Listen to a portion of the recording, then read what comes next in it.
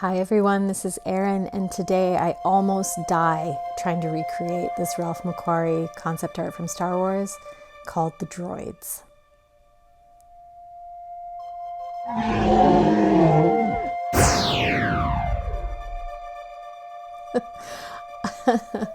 I hope you like my sound effects and also the music in the background that I'm going to fade out now. I made that music with my friend Matthew. We've been playing music together and it's super fun, and I thought I'd put some in this video. I'm starting with the background of this piece, this gradient on this deserty, hot world known as Tatooine or Tatooine. What do you say? Tatooine.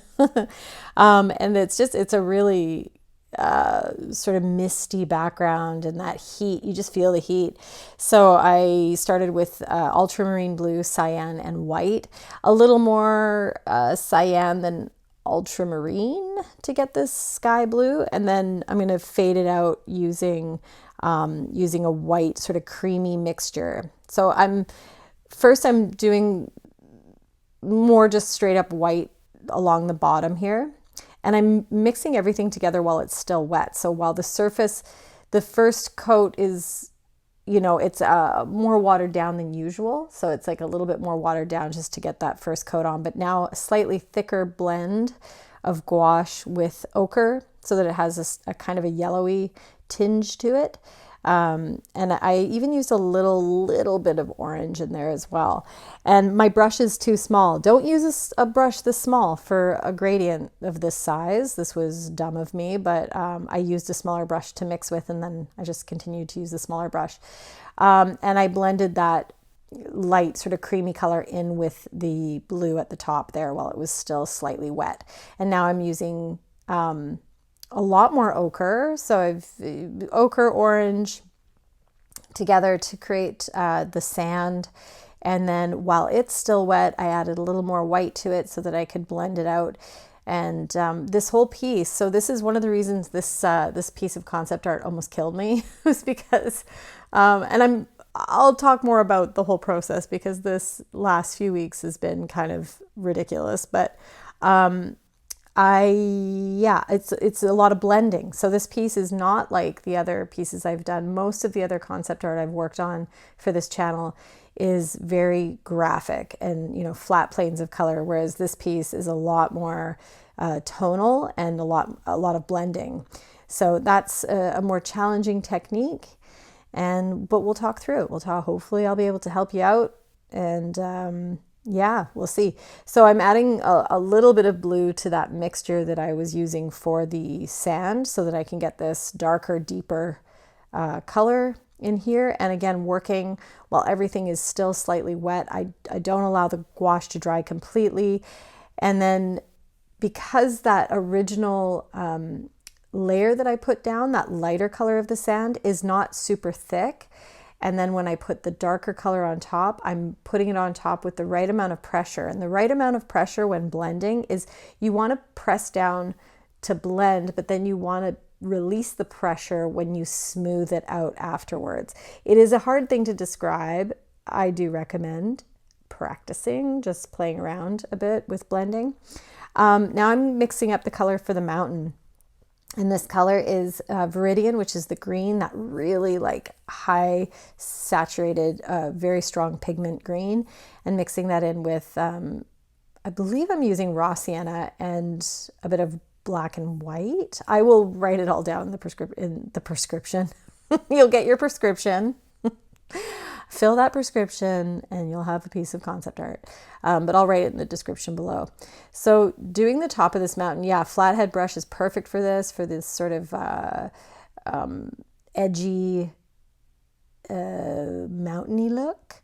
And I'm looking directly at the concept art. I'm barely looking at the surface just so I get all those little details correct and filling it in. And now I've got this lighter color that I was using for the sand, for the lighter part of the sand, and I'm just smoothing that across the bottom of the mountain because the two blend, right? There's that really lovely misty effect happening back there. So I want to go in with this lighter color, smooth it out, and blend the two. And using a bit more white here, there's a little bit of little crumb on my page. There's a little bit of the Viridian mixture in there with the white, right? So it's not straight up white. And then blending it upwards into the mountain, and then even more white here where the sand and the mountain meet. I really want to make that blended and quite light. So I'm going to take this moment to tell y'all that this is the second time I made this piece of concept art, because the first time I did it, I lost all of the footage. It was about 6 hours of footage that I lost. And yeah, that was annoying. Yeah, so I'll talk more about that later, but yeah, this was the second time, and actually the mountain turned out way better the second time. The first time, I think it was a lot greener. It was too much Viridian, whereas this time it could have been a little bit more yellowy green, but whatever. So these highlights here, the sun, or one of the suns, is reflecting, maybe both of the suns are reflecting on the mountain here, and it's gorgeous. I love doing this because I don't do anything like this really in my own work unless I'm doing plein air. Most of my own work is very graphic, so when I do something like this, I'm learning so much. And just to put these little orange highlights here, it's such an effective look, right? Like we really get that glowing sun. And doing a sort of a bit of a dry brush effect there as it comes down away from the edge of the mountain. And just really putting in these highlights. Yeah, I love this. I loved working on this piece, even though it was like very, very challenging and intimidating, because Ralph McQuarrie is a freaking genius, or he was a genius. So yeah, it was tough. But this is one of the techniques that I will definitely be using more of, like just using this contrast between the orange and that Viridian. It's excellent. The whole piece, the color harmony in this piece is really strong, very atmospheric. We get the sense of the heat of the desert, but there's a moodiness to the shadow of the mountain, right, with that greeny sort of deep green color.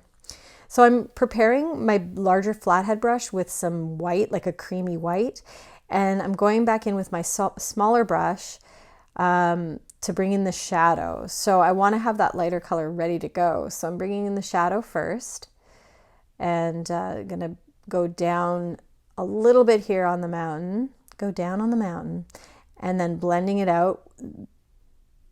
So the color underneath is almost dry, but because it was so thick down there where it's lighter, it's still slightly wet, so it blends a little bit. But now I've got my large brush ready to go. It has paint on it already, a little bit of water on my brush, and then I go in, and you can see I'm working very quickly. I've only sped up this video slightly, so I am working fast. And here we are blending the two together. So the pressure, I'm pushing down a little bit harder so that I can get that blend to happen, and then lightening up on the pressure to smooth it out. Took my smaller brush here now, and I'm trying to make these sort of a textured effect on the mountain. I've never painted anything like this, really. I mean, I'm trying new techniques here, just sort of trying to get that textured look. And it's sort of successful. I mean, some things I would do differently. I don't know if I would have done that sort of dry brush effect over top of it, but the pencil crayon, so this part really, I stared at that concept art trying to figure out what Ralph did, like if he was using a brush for this detail, these sort of cracks and crevices in the mountain, or was he using a colored pencil? And my conclusion is he's using some sort of compressed, like whether it's a colored pencil or some kind of a charcoal pencil. I don't know what it is, but it definitely doesn't look like paint. And the original one that I did use paint, and there's some video of that at the very end of this video. I found some lost footage, so I threw that in, but I decided to go with colored pencil for my second time round, and I prefer it. I think that it does look more like the original piece. And I've never done this before, so this was, a great learning experience. I think it's pretty successful, And what I'm doing is, you can see I'm barely lifting my hand up off the surface. Like I'm not really moving away, except for right now when I realize, oh, I need a little bit of sunlight reflecting off the very top, the highest peaks of this mountain. Yeah, so cool. I love it. But yeah, going back to the pencil crayon, you'll see that I don't lift my hand up. I'm just constantly bringing in the details, and I'm sort of jittering my hand. Now, I do apologize that it's sped up, but it's really not sped up that much. I'm actually quite quick here and getting that jittery motion with my hand. It's such a weird feeling when you start doing that. It's like your hand takes over and it just goes for it. And yeah, and just really staring at the reference, right? And following what it tells me to do. And and yeah, I don't know, worked out okay. Putting in some yellow just to warm it up on that side. I probably could have used more yellow throughout the whole thing, actually. And then I didn't really worry about the sort of the center part of the mountain, because that's where C-3PO will be standing. Now I'm bringing in the dunes in the background, and unfortunately there is one part of the video that just would not transfer. It would, my AirDrop or whatever, like I tried everything and it just, for whatever reason, my iPad did not want this little piece of footage. So you do not get to see me painting in the shadow of the dunes, but it's just me painting in the shadow of the dunes. It's just that shape, that darker gray shape, and then I put in a little bit of detail. Very simple. You didn't miss out on much there, trust me. Okay, so now here is the escape pod off in the distance. This whole piece is so cool. It's, I love the atmosphere of this piece and this moment. You know, in the movie, I originally went to see the movie 1977. I was 3 years old. My mom took me to see it. And in the first like 3 seconds, you know, the very, very beginning of the film, it's like you're looking, I think do you see the bottom of, or do you see part of Tatooine? Anyway, you're out in space and all of a sudden this like Star Destroyer comes into from like the bottom right of the screen, and it like flies in and it's super loud and rumbling. And I started screaming, a 3-year-old started screaming that growly spaceships were going to get me, and which is pretty perfect because they really do sound like they're growling. In fact, at the beginning of this video, my little TIE fighter moment with my palettes, I used the sound effect of a dinosaur growling. So yeah, I started screaming that. My mom had to take me out of the theater, but I begged her to take me back a few weeks later. And yeah, that's the scene there. You know, they're on the, what is it a Star Destroyer or a blockade runner or whatever they're on, or they get boarded. Yeah, that's like Darth Vader's the only time you hear Darth Vader raise his voice and yell is when he like boards their blockade runner or whatever it's called. And then C-3PO and R2 get in the pod, the escape pod, and they escape. And there's the pod in the background, which really didn't look like much until I added all the little details. And then I love this, the orange, the slightly orange colored lights on it, which really, oh wait, no, now I'm painting R2, but the orange little dots on the lander really kind of tie it together, along with the black, the opening of the pod there. I think that's what it is. And then this bottom part of R2-D2, same sort of rusty orange color, which carries out through the whole piece. And this R2 unit, it doesn't really look like R2 that ends up in the movie. R2 in the movie, of course, has like a rounded top and has more blue in his body. But this one looks a little bit more like the other unit that was being sold by the Jawas. Remember that scene? That's so cute when the Jawas are trying to sell all their junk to Uncle Owen and Luke. And there's that other R2 unit that they're going to take, but then it like breaks down as they're walking away. So then little R2 is like, take me, take me. It's so cute. It's so cute. And then I screwed this up. I realized that I made R2 too wide. So I'm just using a wet brush to clean up the edge there, just to sort of erase what I've done, which is really cool that you can do that. As long as it's still wet, slightly wet, you can go in and erase your work with a wet brush. And then I just sort of repaint the shadow of the dune in behind. And then when I try to redo the shape of R2, I don't really fix it. It looks just, it just, whatever. It is what it is. But I erased that side of it almost for nothing. So now I've done a second coat of the body of R2, and now I'm bringing in the details. And as the details come in, yeah, things start to tie in, and it makes more sense.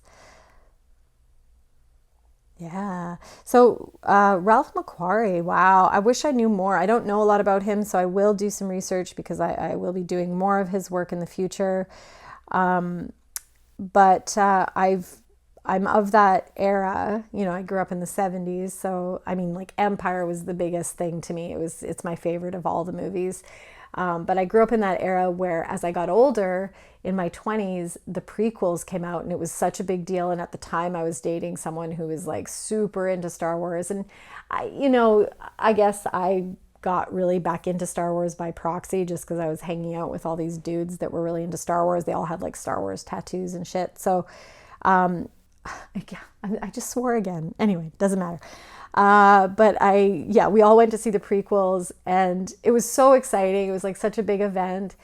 And I just remember watching the movie being like, I'm excited, and the pod race was incredible, but man, this movie blows. Like, it was so badly acted. It made me feel so uncomfortable because I knew like I should be loving this experience, and Ewan McGregor was great, and like there were some good performances, Qui-Gon or whatever his name was, and like I don't know, there were some redeeming qualities, but overall it just stank. It was like, oh, it was so disappointing. But as the years went on, it just continued to get more and more sort of into the lore of Star Wars and that whole world, and realizing how much it kind of inspired me as a kid, and just the impact that it had on me.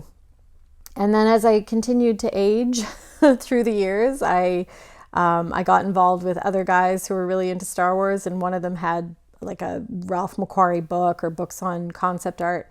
And just looking at those images, I realized, wow, like this guy, Ralph, he was so incredibly talented, because he had this ability to create worlds, or to create this world, the Star Wars universe, that was absolutely believable and immersive. And there was one of the aspects of his work that really shone through in the movies was the fact that everything felt used, like all his machinery and the robots and the spacecrafts, everything felt like it had been around for a while, and it had this like lived in quality that had never been seen before, I don't think, in sci-fi. Everything was always shiny and new looking.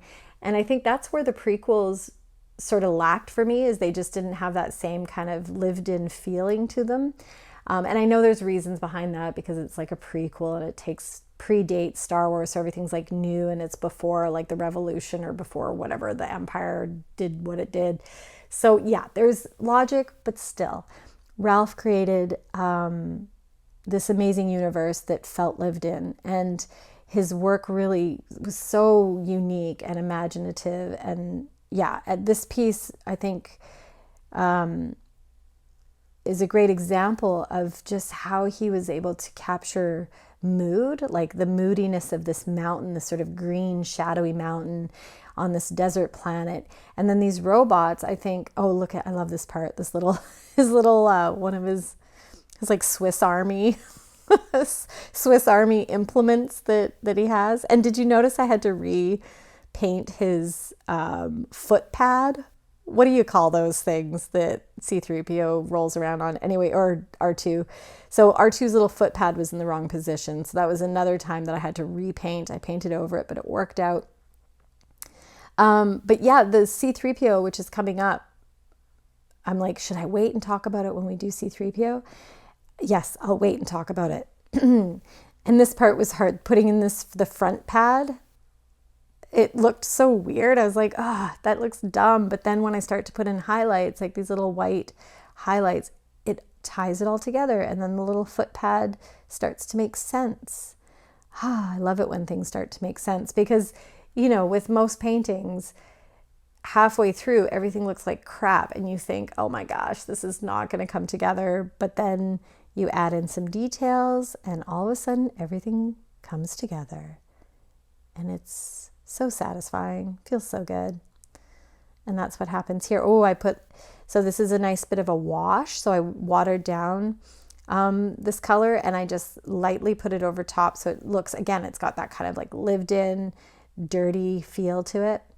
And then we put in the little, what is this? Like the tracks, the traction at the bottom of his foot pads. I'm using all the perfect technical terms for this stuff. Okay, so now we're getting ready to paint C-3PO. And I have all of the colors that I need to use. I've got white, I've got yellow, not primary yellow, but yellow. So primary yellow is slightly more, well, it's true yellow. It's like, but it's not as warm. So the yellow I'm using is a little bit warmer. It's a tiny bit closer to orange on the color wheel. I also have black, and then I have my raw sienna, and I have ochre. That's ochre there. That's that nice warm color. And what I'm doing is I'm mixing up the base color of C-3PO. So C-3PO is mostly this sort of creamy, almost like the sand, the same color as the sand, this sort of sandy color. That's the main color. And then there's blocks of more orangey colors. And then there's some shadow colors. And then there's like the black defining shadows. And so what I want to do is I want to pre-mix all these colors before I start. So because I'm doing blending, and I don't do a ton of blendings, I do block things in, and I could have done more blending, but anyway, to make it easier to follow along, and so that it wasn't like 8 hours of me painting, I do block in most stuff, but there is a bit of blending, so I have to have all my colors pre-mixed and ready to go so that I can work wet on wet. So that's what I'm doing here, is I'm prepping everything on a big yogurt lid. Luckily, I bought a giant tub of yogurt a couple weeks ago. And I've got some sienna there, which is a much redder color. You can see that sienna is super warm, and then beside it is the burnt sienna, so it's like a little bit more browny colored, a little cooler. And prepping this all. And what I'm going to do is I'm going to start with quite a watered down version of the base color to create the base coat of C-3PO. And when I do that, when I paint that part for this video, I'm going to speed things up a little bit, and I'm going to play some music for you that I made with my friend Matthew. And yeah, I hope you enjoy it. But then I'm going to come back and talk. It's only a minute long. But I thought it would be fun to just switch things up. And here I am blocking everything in before I start painting. So here we go with C-3PO.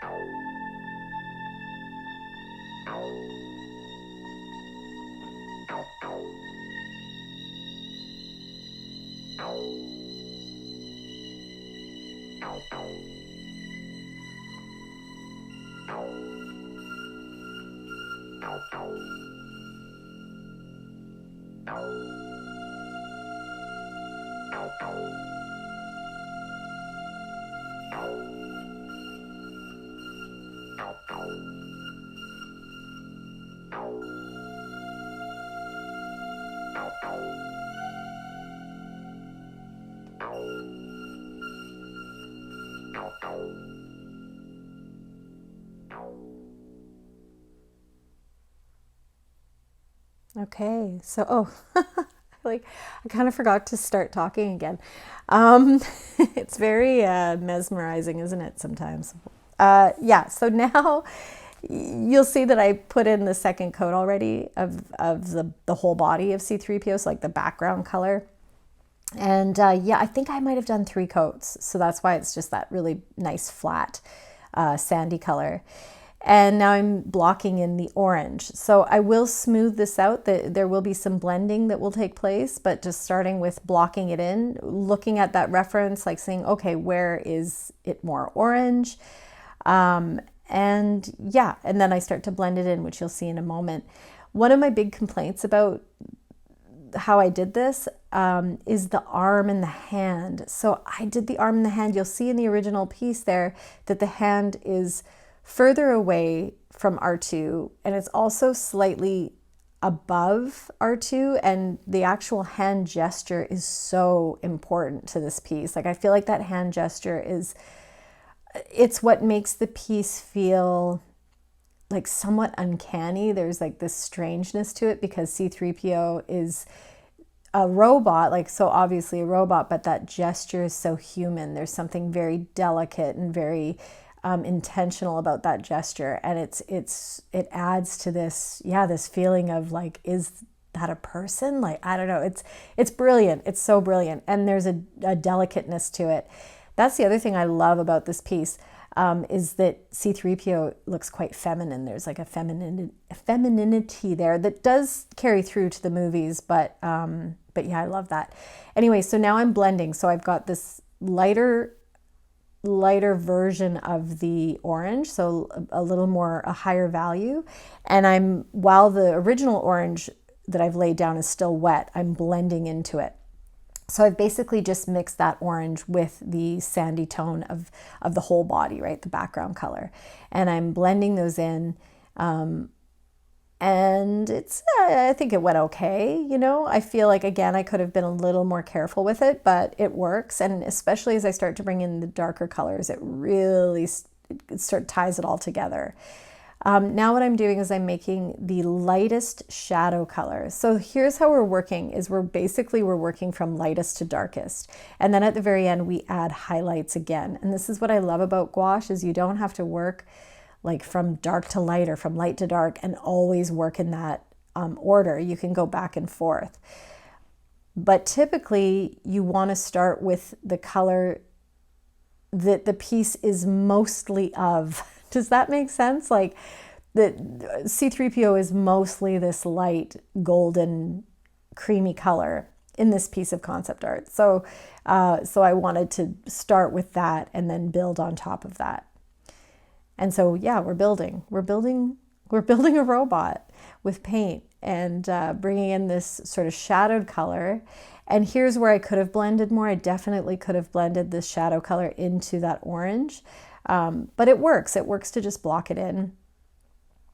When I did this the first time, what was more successful, I think, was the shape of C-3PO's head was thinner and a little bit more delicate, it just looked more like the original piece. But yeah, I'm not going to complain about it too much. This one overall was definitely the better of the two. Even though I kind of rushed this one, it definitely, I think doing the first one was great. I mean, practice makes better. Practice makes better. That's my new saying. And then as we bring in the darker shadows, this is when things really start to come together. Although I made a little mistake there, but just a wet brush and I can clean that up. Yeah, very, very nice when you're bringing in the darker colors. It's like, oh, this doesn't look like crap. This is starting to look pretty decent. Not too bad. So this was a request. Someone requested that I do Ralph McQuarrie, and then I was like, oh yeah, Ralph McQuarrie. Oh my God, like one of my all-time favorite artists. And I would love to do more of these. I'll be revisiting Ralph soon. And I think the next piece I want to do will be from Empire, because Empire Strikes Back's my favorite of the whole franchise. I like the newer movies. I know there's a lot of they're quite divisive, but I'm into the newer ones. Rogue One, I think, was a fantastic movie. I had so much fun with that movie. I also really loved aspects of the other new ones too, but Rogue One was fantastic. So, but anyway, I want to do an Empire piece, especially I would love to do something from Hoth, the opening scene, that battle with the AT-AT walkers, and oh my God, it was incredible. I remember as a kid just being totally like transported to another world, and I never wanted to leave that world. The only other time I've ever felt like that is when I went to see Fury Road, like just feeling sad when it was over because you're like, I don't want it to end. But yeah, I'll be doing an Empire piece. But if there's anything, any of you, I've like totally lost my words now. If any of you have a request, please let me know, because I think it's great to be challenged and not always do the same type of concept art. So I'll keep doing Mary Blair and Ivan Earl, but yeah, this was such a great challenge. So thank you. Thank you to the viewer that asked me to do this. I'll put your name in the comments below because I can't remember right in the moment, but adding these highlights here. So we're almost done. Just highlights and then a little bit more of the black details, I believe. And you know, I just keep going back. I just keep looking back at the reference, and I'm like, oh, I need to add a little bit more here, a little bit more here, and just keep working. And it's not that hard to do because I have all of my paint mixed. This is why I pre-mix it, so that I can get in there and just work all over the place, like continue to build the colors. And define the different pieces too, right? Because C-3PO is made up of all these different pieces. And this brush is serving me really well. This is a Princeton brush, number 6, but it has a very nice fine tip to it. And it's a brand new brush, so I haven't destroyed it yet. I'm treating it very well. I finally bought brush cleaner. I highly recommend using a nice brush cleaner. But yeah, it's serving me well with all these little details. And you'll notice I barely ever reload my brush with more paint. So yeah, pretty good. Yeah, the mouth, it kind of worked, and I'm sorry that the head is cut off. At this point, I didn't realize. I can't believe I made it through this twice and lost all that footage. I mean, to be honest, the last few weeks have been have been challenging. I've had a challenging few weeks, but getting through it like a champ. And thank you, all of you, so much for watching this channel and for giving me, I don't know, it's just been a really fun, a fun process for me. And yeah, a lot of great feedback and support. So thank you. Okay, so I thought that I was done at this point. I was like, yay, I can take the tape off, my favorite part. But then I realized, no, of course I'm not done. And I saw that I had to put in the shadow under R2, which I do, and it makes a huge difference. Look at that little bit of shadow. And there we have it. And I'm like, okay, I hate you, but I like you, but you did good, but you did bad. And this is the lost footage. You can see I'm painting in the mountain, and there's the black and yellow colors telling me that you lost this piece. And look, they're holding hands, adorable. But the one that I did do, I think it worked out okay. And I hope you enjoyed it. From me and R2, thank you so much.